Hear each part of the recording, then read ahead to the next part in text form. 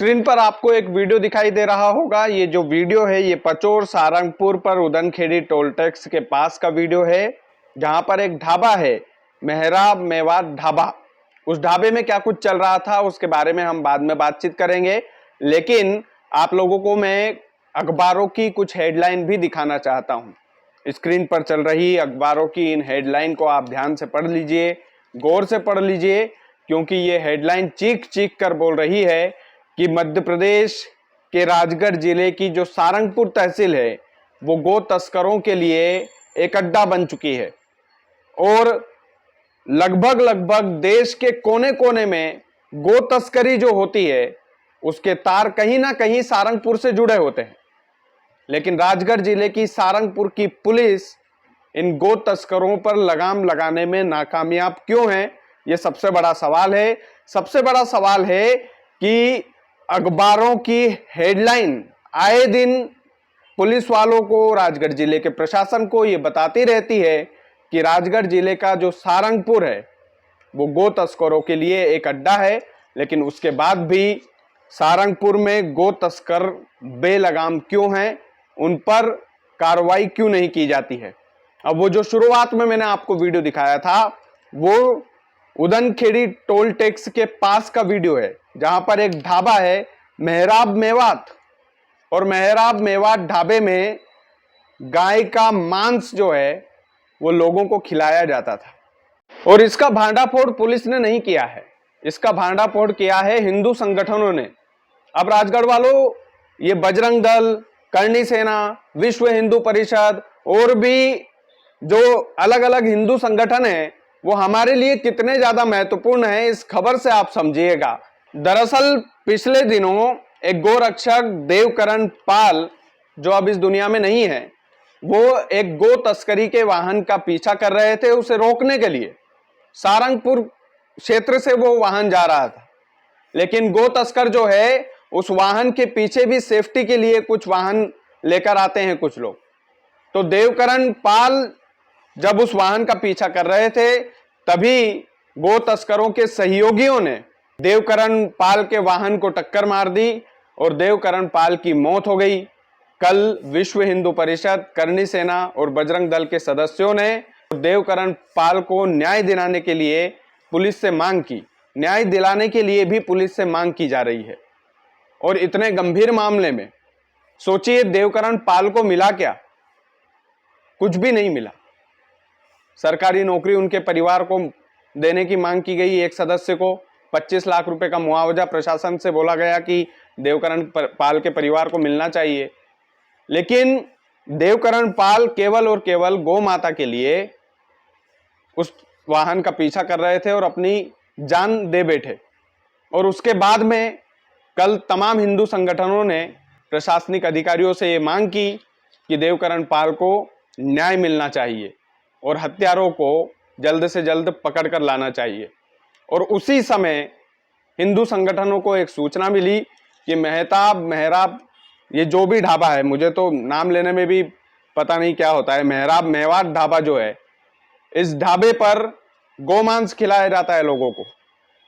तो ये तमाम हिंदू संगठन के जो कार्यकर्ता लोग हैं वो सारंगपुर के उस ढाबे पर पहुंचे और वहां पर पुलिस को बुलाया, फिर तहसीलदार साहब भी आए, फिर उसके बाद में तमाम सरकारी महकमा वहां पर आया और फ्रिज में बकायदा गोमांस के टुकड़े रखे हुए थे, उनका सैंपल लिया, अभी जांच के लिए भेजा है, उसकी पुष्टि अभी बाकी है। लेकिन क्लियर कट दिख रहा था कि वो जो टुकड़े हैं वो गोमांस के टुकड़े हैं। और होटल में काम करने वाले एक युवक से भी पूछा गया तो उसने भी ये कबूल किया कि हाँ, ये गाय के ही टुकड़े हैं। आप सोचिए कि राजगढ़ जिले के सारंगपुर में इतना बड़ा काम चलता है और पुलिस महकमा जो है वो कहीं ना कहीं नाकाम दिखाई देता है। अब सबसे बड़ा सवाल यही है कि राजगढ़ जिले में जो ये हिंदू भाई लोग हैं इनको कितनी तनख्वाह मिलती है सरकारी, कि ये गायों को बचाए, कि ये गाय के एक्सीडेंट में दौड़कर जाते हैं, गौमाता की सेवा करते हैं। इनको कितनी ही तनख्वाह मिलती होगी सरकार से कि ये गो तस्करों के वाहन का पीछा करते करते अपनी गाड़ी का पेट्रोल भी जलाते हैं और कभी कभी तो जान भी गंवा देते हैं। जैसे स्वर्गीय देवकरण जी ने गवाई है केवल और केवल गौ माता के लिए। और सारंगपुर सीट जो है वो भारतीय जनता पार्टी का एक गढ़ रहा है। क्या सारंगपुर के नेता लोग भी कुछ नहीं कर सकते? और अभी तो सरकार में मंत्री हैं गौतम टेटवाल साहब, क्या उनको भी कुछ नहीं करना चाहिए?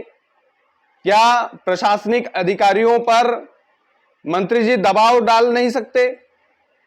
क्या मुख्यमंत्री डॉक्टर मोहन यादव से ये गुहार नहीं लगा सकते कि सारंगपुर से आए दिन गो तस्करी की खबर आती है, तो आप पूरे सारंगपुर पर नजर रखें?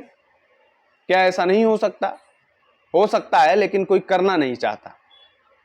करते हैं तो बस ये जो मैंने आपको नाम बताए हैं, 2-3 संगठन जो गौ माता के लिए तत्पर रहते हैं, खड़े रहते हैं, लेकिन इन लोगों को कोई सरकारी तनख्वाह नहीं मिलती है, इन लोगों को कोई सैलरी नहीं मिलती है।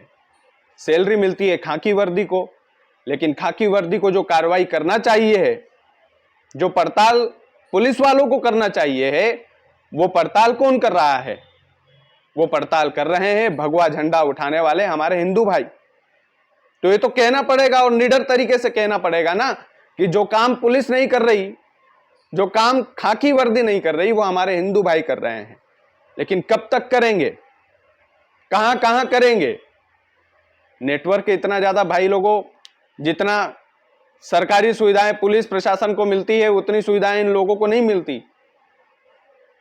तो मेरा एक ही गुजारिश है कि गो तस्करी की इन खबरों को राजगढ़ जिले का प्रशासन सीरियस ले और सारंगपुर में कम से कम जो राजगढ़ जिले के नए एसपी साहब आए हैं वो सारंगपुर पर विशेष नजर रखें, क्योंकि सारंगपुर से ही गोवंश को सप्लाई किया जाता है, सारंगपुर से ही गो तस्करी होती है, सारंगपुर में ही गायों का मांस बेचा जाता है, सारंगपुर में ही ये अखबारों की हेडलाइन दिखाती है कि सारंगपुर के जो गो तस्कर है वो कभी ग्वालियर में पकड़े गए, कभी गुना में पकड़े गए, कभी बिहार में भी पकड़े जाते हैं।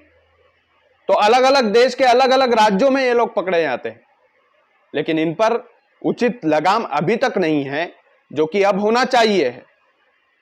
उम्मीद है कि राजगढ़ जिले का पुलिस महकमा, राजगढ़ जिले के नए एसपी साहब इस गंभीर मुद्दे को समझेंगे और आने वाले समय में कार्रवाई करेंगे। बाकी आप लोग वीडियो को ज्यादा से ज्यादा शेयर कीजिएगा। चैनल यदि आपने सब्सक्राइब नहीं किया है तो प्लीज कर लीजिएगा। बहुत बहुत धन्यवाद।